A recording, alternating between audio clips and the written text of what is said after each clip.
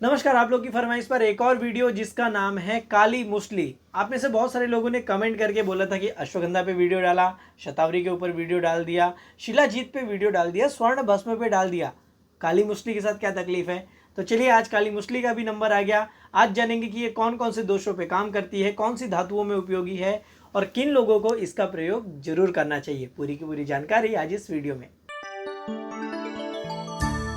अब मूसली दो तरह की आती है, एक सफ़ेद मूसली, एक काली मूसली। उसमें से आज हम बात कर रहे हैं काली वाली मूसली के बारे में।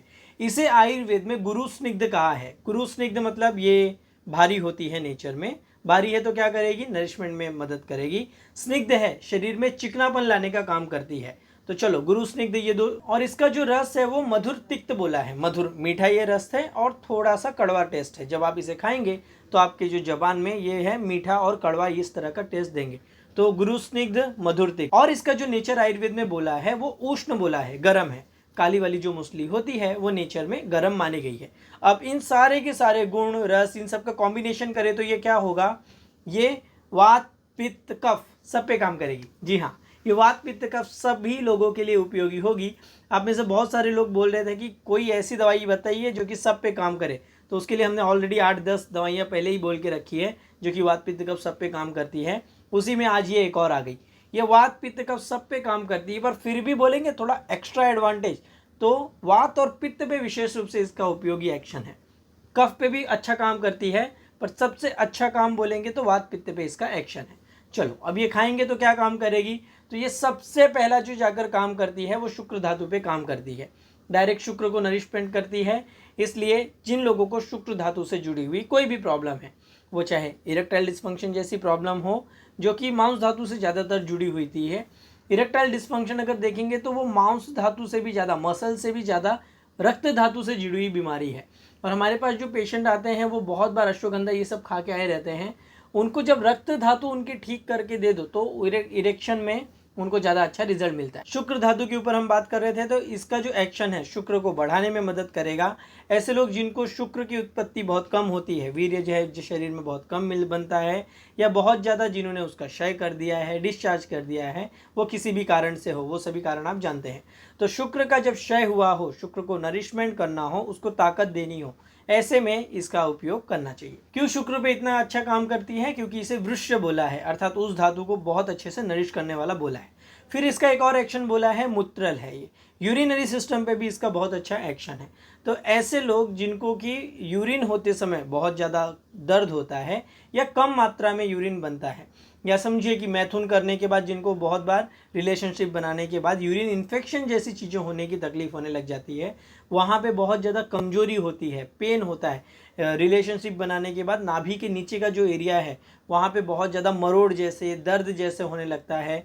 कई सारे पुरुषों के साथ भी ऐसा होता है कि जो टेस्टिस है या फिर वृषण का एरिया है या जो पेनिस का एरिया है वहाँ पे दर्द होता है, या महिलाओं के साथ भी है। तो नाभि के नीचे का जो एरिया है वहाँ के एरिए को नरिशमेंट देना हो, वो चाहे यूटेरस को नरिशमेंट देना हो या पुरुषों का जो संस्थान है, दोनों के दोनों जो जेनाइटल ऑर्गन है उनको नरिशमेंट देती है।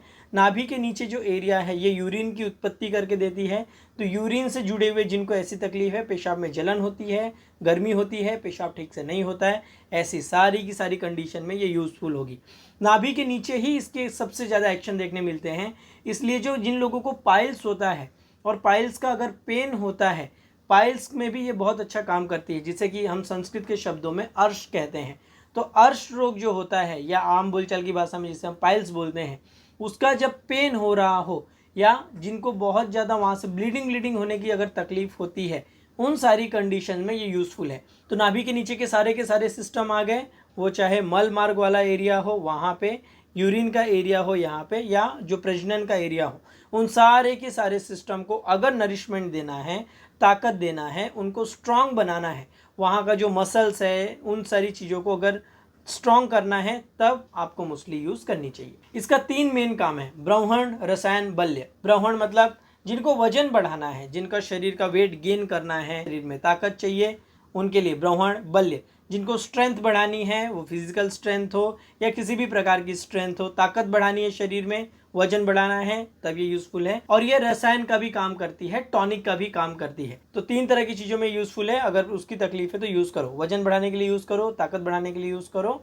और रसायन के लिए इसका प्रयोग किया जा सकता है। जिन लोगों को प्री कम जैसी तकलीफ है कि फ़ोन पे बात करते समय और उस समय पे डिस्चार्ज हो सकता है, ऐसे कई सारे लोग बोलते हैं कि हम फ़ोन पे बात करते रहते हैं या हमने कुछ ऐसे गाने देख लिए, कुछ देख लिया तो हमें शुक्र का डिस्चार्ज हो जाता है, इस तरह की तकलीफ है तो ये उसमें यूज़फुल रहेगी। और इसे लेना कैसे है, तो इसे 3 से 6 ग्राम की मात्रा में इसका जो पाउडर है वो लिया जा सकता है। खाना खाने के पहले इसको शहद के साथ या घी के साथ दोनों फॉर्म में यूज़ किया जा सकता है। सुबह शाम दोनों टाइम इसको यूज़ कर सकते हैं। 3 से 6 ग्राम इसकी मात्रा होगा। इसकी बने बनाए प्रिपरेशन भी आते हैं, जैसे कि मुस्ली पाक जैसे बहुत फेमस है मार्केट में, वो भी प्रयोग किया जा सकता है। तो इसकी ओवरऑल समरी देखें तो वात पित्त कफ सबके ऊपर काम करती है। मांस धातु पे बहुत अच्छा इसका एक्शन है। शुक्र धातु के ऊपर, मतलब मस्कुलर जो सिस्टम है वहाँ पे, शुक्र का जो सिस्टम है वहाँ पे, वैसे ये बाकी सभी की सभी धातुओं को नरिश करने का काम करती है, बढ़ाने का काम करती है। यूरिनरी सिस्टम पे बहुत अच्छा काम है, यूरिन बढ़ाने में मदद करती है। और जिन लोगों को पाइल्स की तकलीफ है, वहाँ पे दर्द वर्द जैसी तकलीफ है, तो उस पाइल्स को भी ये ठीक करने में काम करती है। तो नाभि के नीचे की जो भी जुड़ी हुई बीमारियां हैं, उन सभी बीमारियों के लिए काली मछली एक बहुत अच्छी दवा है। तो ये था काली मछली के बारे में। बाकी ऐसी और आप किस चीज़ के बारे में जानना चाहते हैं हमें कमेंट करके ज़रूर बताएं।